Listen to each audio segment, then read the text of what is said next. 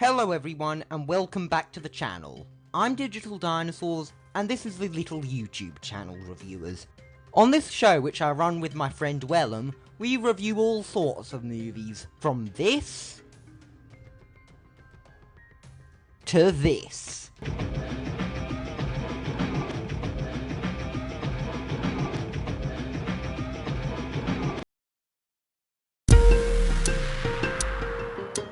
Today we will be reviewing Pacific Rim. This kaiju movie, which I've heard through the grapevine to be one of the most fun blockbusters of all time, was made by the production company Legendary Pictures. This company has made many movies centered around giant monsters, such as the 2014 Godzilla, Kong Skull Island, Godzilla King of the Monsters, Godzilla vs. Kong, and Clash of the Titans! Clash of the Titans. Does anyone actually remember Clash of the Titans? I think more people have unironically heard of Yongari.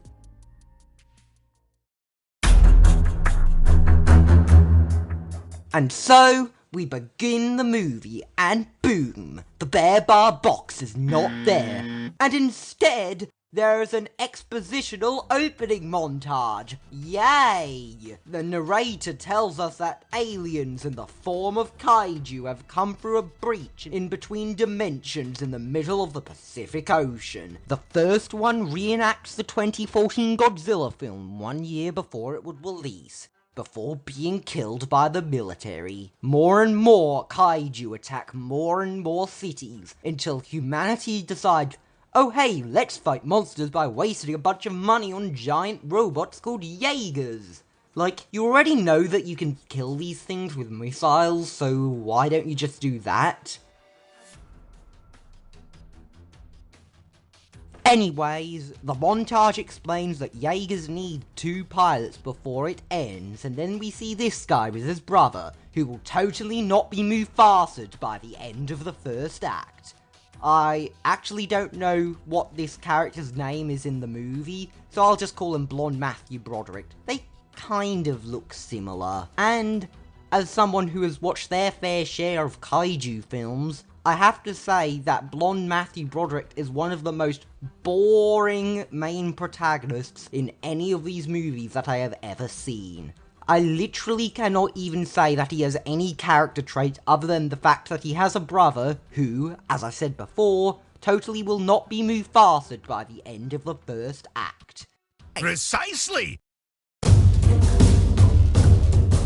So, in the distant year of 2020, insert virus joke, Blonde Matthew Broderick provides a boring exposition about how he and his brother are drift compatible, and how the 2 people in control of a Jaeger share memories while piloting, and yada yada yada. Why couldn't this exposition be naturally explained to us via, off the top of my head, one of those really neat looking holograms that are all around this military base? It's decent CGI, I guess. It looks almost authentic. Blonde Matthew Broderick calls his brother old, which is his only character trait. We also see a military general, and as generic as the trope of a military general is in these sorts of movies, he's honestly the most interesting character in the movie who is in it for more than a single scene. You'll see why a bit later in the movie.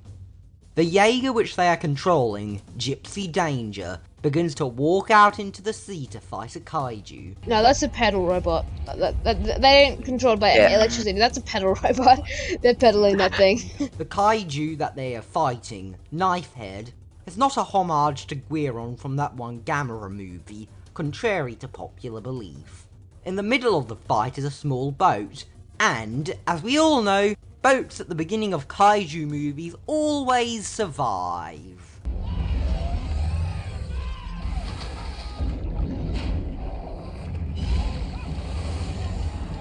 Ship secure. Oh, come the fuck on, movie. Where's the fun in saving the I think you should take a masterclass about how to treat ships at the beginning of monster movies from 8. Oh shit.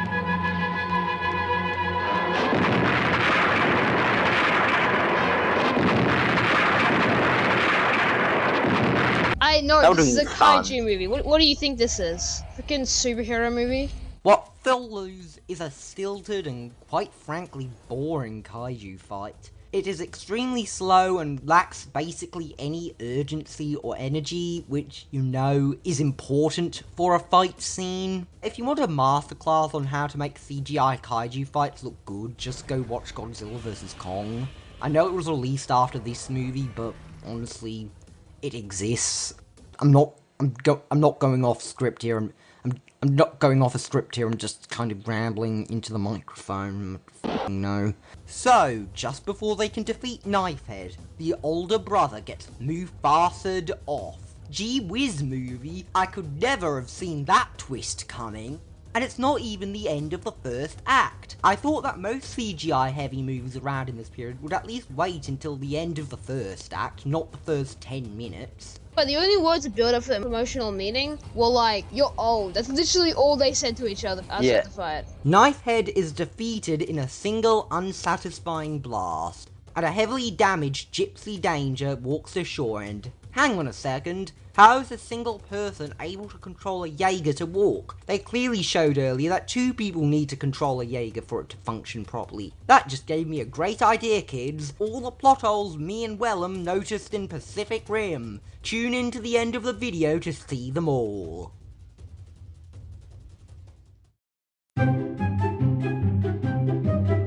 Anyways, Gypsy is first detected by a homeless person and his grandson, I guess. In any case, I actually think that these 2 characters had the most potential out of any of them. Think about it, a Kaiju vs Robots movie not from the perspective of the military and scientists, but instead from the grounded perspective of 2 homeless people. Maybe towards the end, the 2 do a small thing that contributes to the fight in a big way, to give the message that no matter how big the world seems, and how much it is against you, you can still make a positive impact. But nah, fuck a bunch of that. Let's instead have blonde Matthew Broderick as our main protagonist and relegate these 2 to a single scene.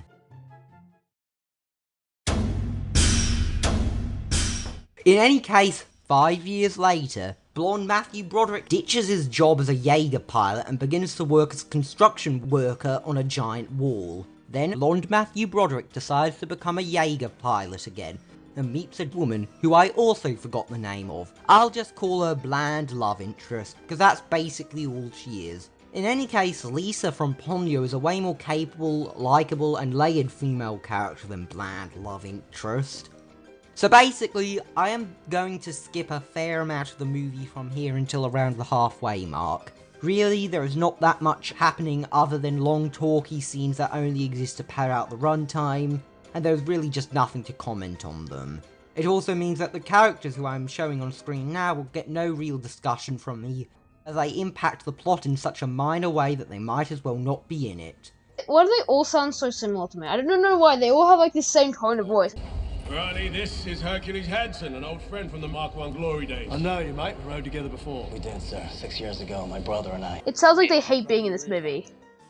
In an elevator, we get introduced to this nerdy science character, who I will call the mildly annoying Kaiju nerd. He has a Kaiju tattoo for no real reason, and he has a bunch of Kaiju brains which he uses the Jaeger technology to access the memory of the Kaiju.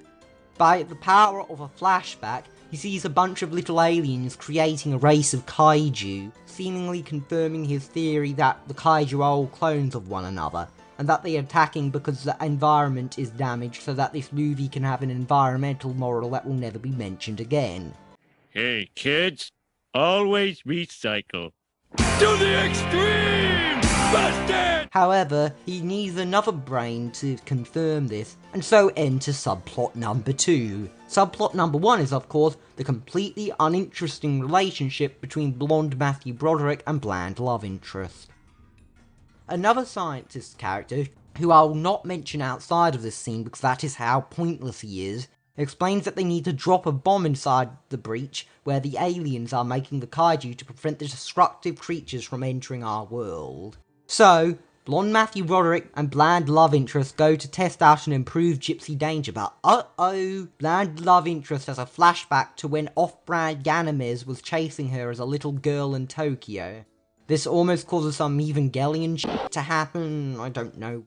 There's also a really pointless fight scene between two humans, because remember, in a kaiju film, you really want to emphasize some dull conflict between two humans instead of the monster fights.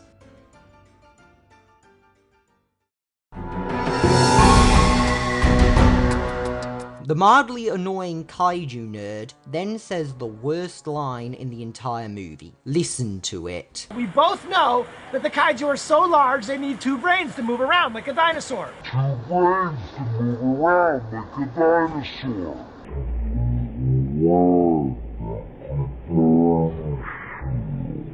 Now, I don't think I really need to explain this, but the whole myth of dinosaurs having two brains was debunked back in the 1900s. It was all a case of the press not understanding exactly what a paleontologist wrote in his paper, and even then, not all dinosaurs were giant, as this line implies. This line single-handedly destroyed any interest I had in this previously relatively interesting character, so thanks for fucking nothing.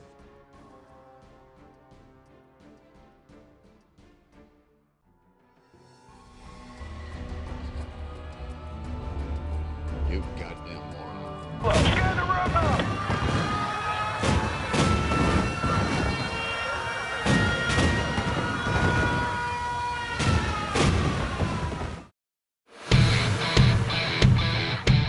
So finally, there is an action scene in this action movie where two new kaiju, the Zilla-like Otachi and the gorilla-like Leatherback, appear near Hong Kong and the Jaegers go out to do battle. We see this amazingly cool looking Jaeger with 3 chainsaw hands fight the amazingly cool Otachi, who I really want the NECA figure of, but don't want to pay upwards of $300 for it. They fight until Otachi one-shots it. Leatherback then does some electromagnetic pulsing and causes all the Jaegers in the region to turn off. Except for Gypsy Danger, who, due to being nuclear powered, did not. The resulting fight scene is easily my favourite scene in the entire movie. Unlike the first one, this one is bursting with energy, and is much more fast paced. Even then, it still retains rate, making it feel like these giants are truly giant. This fight seriously reminds me of 70% of my interactions with my brother. Gypsy first takes down Leatherback with what is admittedly the best line in the entire movie. Wait. I think this guy's dead, but let's check for a pulse. Okay.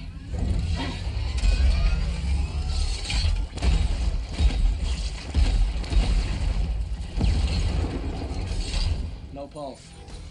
Then, Gypsy goes after Otachi in one of the straight up best kaiju fights I've ever seen, no exaggeration. It is well paced, well shot, CGI still looks great nearly a decade after the movie was made, and it features one of the most satisfying moments in cinematic history.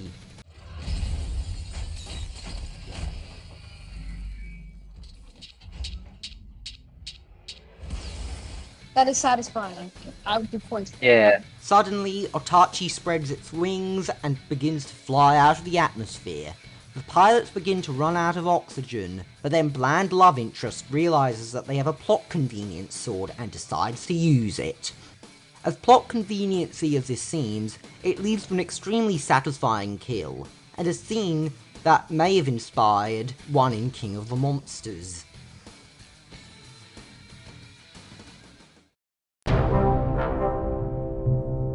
After the fight, everyone congratulates blonde Matthew Broderick and bland love interest. Our kid had never admitted. But he's grateful. We both are. Well, that pointless human fight scene earlier was for nothing. However, the military general starts to get sick, and via the power of yet another flashback, we discover that the military general saved bland love interest when she was too young to be a love interest, and piloted Jaegers so much that his health began to destabilise. He has been warned not to pilot another Jaeger for the rest of his life or he may die. This serves to make him more interesting than any other character who has appeared in more than a single scene. Meanwhile, the mildly annoying Kaiju nerd is scouting out the dead body of Itachi for its brain so he can do the mind meld thing again. We get to see these parasite things, and I don't know about you, but I actually think they're quite cute. Wait, what? Really? We also get to see a baby Kaiju come out of Itachi's dead body. It runs around for a minute and eats a few people, then it dies. Now, the mildly annoying Kaiju nerd decides to use its brain for the mind meld thingamajig.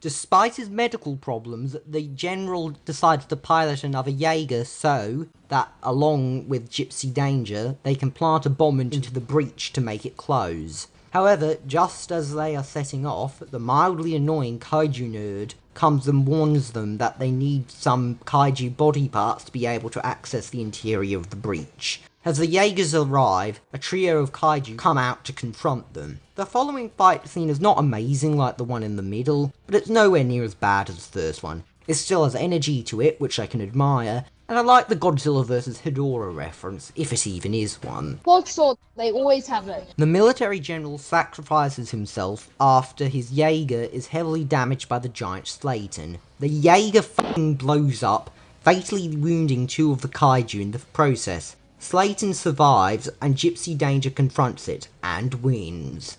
They use its dead body to enter the breach. One thing that bugs me about the scenes inside the breach is how the military can still contact them within it. I know that I was saving the plot holes for a bit later, but I straight up have to point it out now. They are literally in different f***ing dimensions. Next you'll be telling me that they are running the old Cuts of Peppa Pig episodes where the characters did not have helmets while riding bicycles inside of there.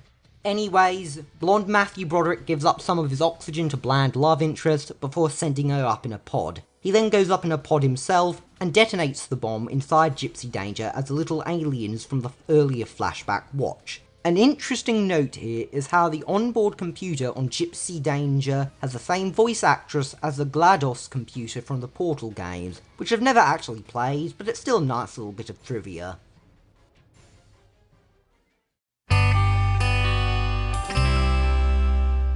So, the breach is sealed, everyone cheers, and Max the Bulldog, who I did not mention earlier but now I wish I did because he's unironically more interesting than most of the humans in this movie, is among the survivors. There is a fake-out death where blind love interest believes that blonde Matthew Broderick is dead, but spoilers, he isn't. The credits roll with an admittedly really cool S.H. Monster Arts figure-esque take on the fight scenes, and after there is over there is a nice little tribute to Ray Harryhausen and Ishiro Honda, 2 men who have had a massive impact on the giant monster genre. So, that was Pacific Rim, a movie made in 2013. I really don't know how to write scripts. Welcome back, guys, to another episode of the little YouTube channel Reviewers. Well, I would say I'm with Digital Dinosaurs, but this is his channel, so, yeah, what do you think of this movie? The best way I could describe this movie would be that it's Godzilla vs. Kong, but worse. Yeah, honestly, I was a bit disappointed, especially with the first half, but should we hop into the ratings and just explain our reasoning for them? Well, you go first. First up, we do have the plot, which I gave a 5 out of 10 on part to the multiple plot holes and plot conveniences, which I just found, you know, a little too much. Like, you can have plot holes and conveniences, but in moderation. This was a bit too much, so a solid 5 out of 10 for the plot. Not great, but not as bad as Little Panda Fighter. Ain't that a kick in the head? Characters got a 4 out of 10. The only interesting characters died. And yeah, you can get characters die, but they didn't even die in interesting ways. And the characters just overall, they weren't exciting or interesting in any way. So 4 out of 10, there was some decent characters. There was some decent dialogue, I'll give it that. Then we come to other factors, which is the only one where I actually rated them highly, which is 7 out of 10. They had good models for the suits, and they had good music, and really they did well in these, and the other factors contributing to how good a movie is. And so, they didn't do it perfectly, but in terms of special effects and music and that kind of stuff, they did pretty well. So I'm going to give them a 7 out of 10. And then finally, overall enjoyment, 5 out of 10. I'm going to be blunt, there were parts of this movie that were fun to watch. But especially in the first half of the movie, for the first entire half of the movie, I just felt like I was sitting through, well, not a movie, which brings my total to 21 out of 40, or about 5.25 out of 10. So, not overall the highest score, but did better than a Little Panda Fighter for sure. Precisely! Okay, so I'm going to base my rating on characters, plot, special effects, and overall enjoyment. Firstly, the characters will get a 3 out of 10. These characters are nowhere near those of Ponyo's. They were just not all that interesting.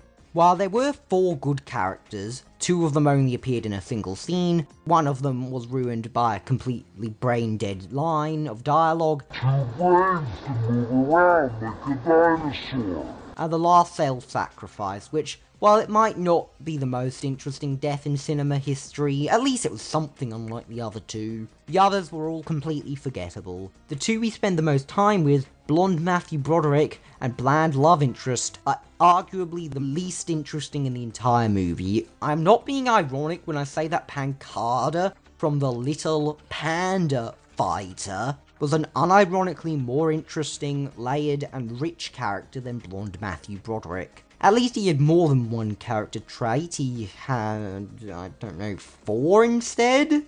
Secondly, I've rated the plot as a 4 out of 10. As far as kaiju movies go, this one had a pretty unoriginal, alien monsters try to take over the world and humanity stops them plot. With not that much added to it, but it was not done awfully, and there were some neat ideas here and there. For special effects, I will rate it as an 8 out of 10. Seeing as the movie is, at the time of recording this, around a decade old, the special effects hold up pretty well in my opinion. The holograms in particular still look great. The kaiju and robots also look pretty good. And finally, for overall enjoyment, I enjoyed Pacific Rim enough for a 7 out of 10. I would have given it a 5 out of 10, but the amazing music and the incredible midweight fight scene boost it up to a 7. However, overall, I do think that Pacific Rim is a somewhat mediocre movie. Not a bad one, mind you, but not a really good one either. I'd heard that this was one of the most fun movies ever made, but the first half in particular is rather boring. I really went into this movie hoping to love it like everyone else does, I really did, but the mediocre plot and terrible characters really don't make this the world's best kaiju movie for me. I recommend that if you want to watch a batshit insane kaiju film that is actually also really fun, just go watch Godzilla vs. Kong, or Godzilla Final Wars, or the 1974 Godzilla vs. Mechagodzilla. So, my score for Pacific Rim is a 5.5 out of 10. I go with 5.25. So it's 5.4 to Pacific Rim. I would have to agree with that. Not the highest ranking, definitely not, but we definitely watched worse movies. Let's put it that way. If you can sit through the toe-curling first half, then you'll probably enjoy the second half. I find that the movie is actually quite boring in places. I know that some people will freak out over this and be like, "You can't say Pacific Rim is boring, it's the best kaiju movie ever! Also, Jurassic Park sucks!"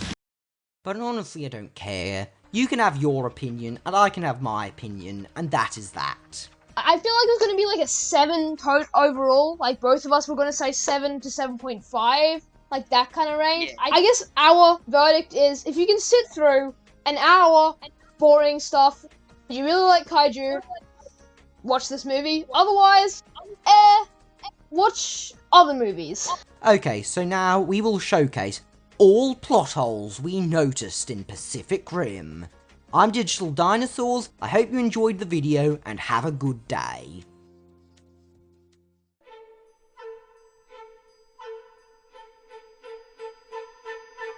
How much damage could they do in the time it takes to set that whole thing up? If they can control it telepathically, why would they fight inside it? Why don't they just stay well clear then, like, no problem? How did he just become a construction worker? Give context. I have to work on this wall for shift. Yeah, that's not good enough. Why does he have white hair but a black beard? Trying to fight bloody monsters. They're not gonna just be like, oh, you're playing unfairly, so we'll disqualify you. Why are they clapping? All it's doing is vaguely moving its arms around. That's incredibly impressive. her kaiju attacked when she was that young, and now she's fighting kaiju. How the hell does that work? Like, I think it's been about 15 years, so let's just say she's 7.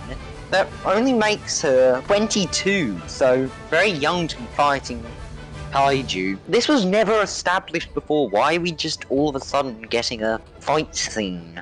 Also, how much older is he than her? Yeah, like, isn't this relationship somewhat creepy? Quick question, why don't the Jaegers just walk there? Oh, so where's the backlighting coming from? Gonna come around you 3 o'clock, try to flank them. Standard 2-team formation. Oh, Just keep 'em busy for a few minutes. that plan aged really well. I'm not sure if that's how water works. Wow, where do all these abilities keep coming from?